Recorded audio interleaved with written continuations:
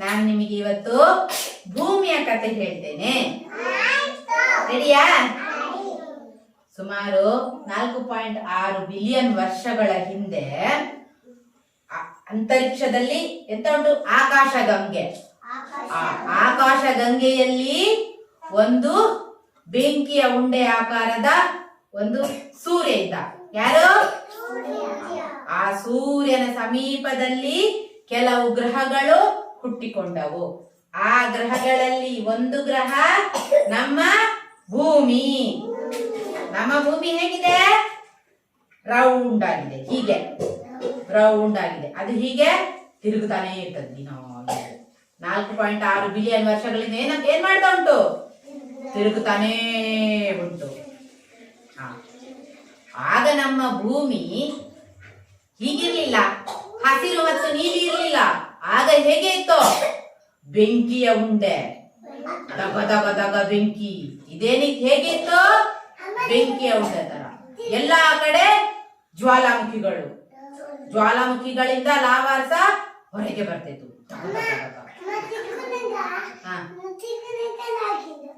ಹೀಗೆ ತಿರುಗುತ್ತಾ ಇತ್ತು. ಹೀಗೇನೆ ಅನೇಕ ವರ್ಷಗಳ ನಂತರ ನಿಧಾನಕ್ಕೆ ತಣ್ಣಗಾಗ್ತಾ ಬಂತು. ತಣ್ಣಗಾಗ್ತಾ ಬರ್ತಾ ಇರುವ ಹಾಗೇನೆ ಏನಾಯ್ತು? ಒಂದು ದಿನ ಮಳೆ ಬರ್ಲಿಕ್ಕೆ ಶುರು ಆಯ್ತು. ಮ್ಯಾಜಿಕಲ್ ಆಗಿ ಮಳೆ ಬಂತು. ಎಷ್ಟು ವರ್ಷ ಮಳೆ ಬಂತು? ಸಾವಿರ ವರ್ಷ ಮಳೆ ಬಂತು. ಎಷ್ಟು ವರ್ಷ? ಸಾವಿರ ವರ್ಷಗಳವರೆಗೆ ಮಳೆ ಬಂತು. ಮಳೆ ಬಂದು ಏನಾಯ್ತು? ದೊಡ್ಡ ದೊಡ್ಡ ಸಾಗರಗಳು, ಇಲ್ಲೆಲ್ಲ ಏನಿದೆ ದೊಡ್ಡ ದೊಡ್ಡ ಸಾಗರಗಳು ನಿರ್ಮಾಣವಾದವು. ಆ ಸಾಗರದಲ್ಲಿ ಅತಿ ಚಿಕ್ಕ ಜೀವಿಗಳು ಹುಟ್ಟಿಕೊಂಡವು. ಚಿಕ್ಕ ಚಿಕ್ಕ, ನಮಗೆ ಕಣ್ಣಿಗೆ ಕಾಣಿಸುವುದಿಲ್ಲ. ಅದು ಏಕಕೋಶೀಯ ಜೀವಿಗಳು, ಸಣ್ಣ ಸಣ್ಣ ಜೀವಿಗಳು.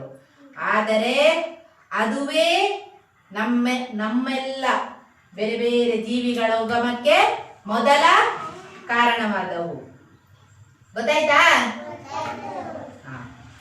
ಆ ಸಣ್ಣ ಸಣ್ಣ ಜೀವಿಗಳು ಹುಟ್ಟಿದ ಲಕ್ಷಾಂತರ ವರ್ಷಗಳ ನಂತರ ಮೀನುಗಳು ಹುಟ್ಟಿಕೊಂಡವು ಸಮುದ್ರದಲ್ಲಿ.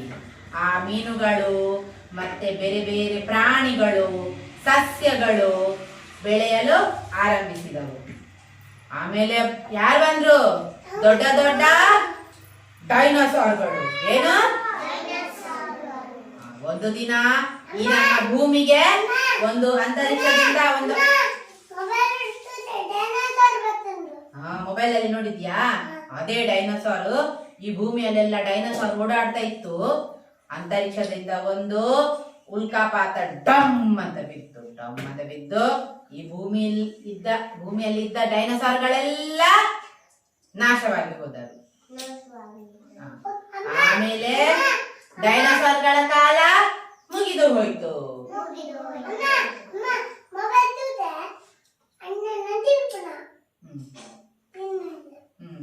ಡೈನೋಸಾರ್ಗಳು ಹೋದ ನಂತರ ಕಾಲಕ್ರಮೇಣ ಬೇರೆ ಬೇರೆ ಪ್ರಾಣಿಗಳು ಹುಟ್ಟಿಕೊಂಡವು. ಆನೆ, ಕುದುರೆ, ಜಲಚರ ಪ್ರಾಣಿಗಳು, ಹೀಗೆ ಬೇರೆ ಬೇರೆ ಪ್ರಾಣಿಗಳೆಲ್ಲ ಹುಟ್ಟಿಕೊಂಡವು. ಆ ನಂತರ ಯಾರು ಬಂದ್ರು? ನಾವೆಲ್ಲ ಮನುಷ್ಯರು ಬಂದ್ರು. ಈ ಭೂಮಿಯಲ್ಲಿ ಯಾರು ಬಂದ್ರು? ಮನುಷ್ಯರು ಏನ್ ಮಾಡಿದ್ರು? ಬೆಂಕಿಯನ್ನು ಕಂಡು ಹಿಡಿದ್ರು. ಬೆಂಕಿಯನ್ನು ಕಂಡು ಹಿಡಿದ್ರು. ಆಮೇಲೆ ಕೃಷಿ ಮಾಡುವುದನ್ನು ಕಲಿತುಕೊಂಡ್ರು. ಪ್ರಾಣಿಗಳನ್ನು ಸಾಕುವುದನ್ನು ಕಲಿತುಕೊಂಡ್ರು, ಹೈನುಗಾರಿಕೆ. ಆಮೇಲೆ ಬೇರೆ ಬೇರೆ ಹೊಸ ಹೊಸ ವಿಷಯಗಳನ್ನು ಕಲಿಯಲು ಪ್ರಾರಂಭಿಸಿದ್ರು. ಮನೆ ಕಟ್ಟುವುದು, ಆಮೇಲೆ ಒಟ್ಟಿಗೆ ಸಂಘಜೀವಿಗಳಾಗಿ ವಾಸಿಸುವುದನ್ನು ಕಲಿತುಕೊಂಡ್ರು. ಹೊಸ ಹೊಸ ವಿಷಯಗಳನ್ನು ಕಲಿತುಕೊಂಡ್ರು. ಇಂದು ಈ ಭೂಮಿಯಲ್ಲಿ ಮಾತ್ರ ಜೀವಿಗಳಿವೆ. ಬೇರೆ ಎಲ್ಲೋ ಯಾವ ಗ್ರಹದಲ್ಲೋ ಜೀವಿಗಳು ಇಲ್ಲ. ಮರಗಳು ಇಲ್ಲ. ಮನುಷ್ಯರು, ಪ್ರಾಣಿಗಳು, ಪಕ್ಷಿಗಳು ಎಲ್ಲಿ ಇರುವುದು? ಭೂಮಿಯಲ್ಲಿ ಮಾತ್ರ. ಎಲ್ಲಿ? ಈ ಎತ್ತರ ಪರ್ವತಗಳು, ಆಳವಾದ ಸಾಗರಗಳು, ಲಕ್ಷಾಂತರ ವೈವಿಧ್ಯಮಯ ಪ್ರಾಣಿಗಳು ಎಲ್ಲ ಈ ಭೂಮಿಯ ಸೌಂದರ್ಯ. ಏನು? ಈ ಭೂಮಿಯ ಸೌಂದರ್ಯ. ಈ ಭೂಮಿ ನೋಡಿ, ಪ್ರತಿದಿನ ಒಂದು ಸುತ್ತು ಹೀಗೆ ತಿರುಗಿದಾಗ ಒಂದು ದಿನ ಆಗ್ತದೆ. ಎಷ್ಟು? ಒಂದು ದಿನ. ಅರ್ಧ ದಿನ ಹಗಲು, ಅರ್ಧ ದಿನ ರಾತ್ರಿ, ಒಟ್ಟು 24 ಗಂಟೆ ಆಗ್ಬೇಕಾದ್ರೆ ಒಂದು ದಿನ ಆಗ್ತದೆ. ಅದೇ ಈ ಭೂಮಿ, ಈಗ ಇಲ್ಲಿ ಸೂರ್ಯ ಅಂತ ಇಟ್ಕೊಳ್ಳಿ, ಈ ಸೂರ್ಯನ ಸುತ್ತು ಒಂದು ಸುತ್ತಿ ತಿರುಗು ಬರುವಾಗ ಎಷ್ಟಾಗ್ತದೆ? 1 ವರ್ಷ. ಹೀಗೆ ಸೂರ್ಯನ ಸುತ್ತಲೂ ಸುತ್ತುವಾಗ ಬೇರೆ ಬೇರೆ ಕಾಲಮಾನಗಳು ಉಂಟಾಗ್ತದೆ. ಕೆಲವೊಂದ್ಸಲ ಮಳೆಗಾಲ, ಕೆಲವೊಂದ್ಸಲ ಚಳಿಗಾಲ, ಕೆಲವೊಂದ್ಸಲ ಬೇಸಿಗೆ ಕಾಲ.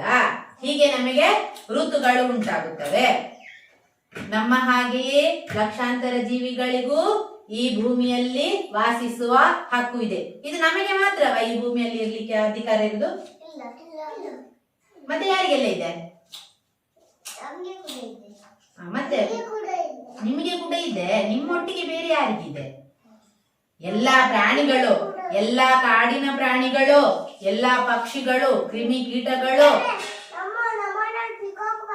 ಪಿಕಾಕ್ ಬರ್ತದಾ? ಪಿಕಾಕ್ ದಿವಸ ಅದನ್ನು ಓಡಿಸಬಾರ್ದು, ಹೊಡಿಬಾರ್ದು, ಆಯ್ತಾ? ಎಲ್ಲಾ ಜೀವಿಗಳಿಗೂ ಚಿರತೆಯ ಎಲ್ಲಾ ಗಿಡ ಮರಗಳನ್ನು ನಾವು ಬೆಳೆಸಬೇಕು. ಈ ಭೂಮಿ ಸುಂದರವಾಗಿರ್ಬೇಕಾದ್ರೆ ನಾವೇನ್ ಮಾಡ್ಬೇಕು? ಎಲ್ಲಾ ಪ್ರಾಣಿಗಳನ್ನು ನಾವು ನಮ್ಮಂತೆ ಅವರಿಗೂ ಈ ಭೂಮಿಯಲ್ಲಿ ಬದುಕುವ ಹಕ್ಕಿದೆ. ಪ್ರಾಣಿಗಳನ್ನು ನಾವು ಸಾಯಿಸಬಾರ್ದು, ಗಿಡಗಳನ್ನು ಕಡಿಬಾರ್ದು. ನಾವೇನ್ ಮಾಡ್ಬೇಕು? ಗಿಡಗಳನ್ನೆಲ್ಲ ಬೆಳೆಸ್ಬೇಕು. ನೀರನ್ನು ವೇಸ್ಟ್ ಮಾಡಬಾರ್ದು, ಸುಮ್ಮನೆ ನೀರು ಬಿಟ್ಟು ಬಿಡಬಾರ್ದು, ನೀರನ್ನು ಉಳಿಸಬೇಕು. ಯಾಕೆಂದ್ರೆ ನಮ್ಮ ಭೂಮಿಯಲ್ಲಿ ಕುಡಿಯುವ ನೀರು ತುಂಬಾ ಕಡಿಮೆ ಇದೆ. ಅರ್ಥ ಆಯ್ತಾ? ಈ ಭೂಮಿ ಯಾರದು? ಈ ಭೂಮಿ ನಮ್ಮದು.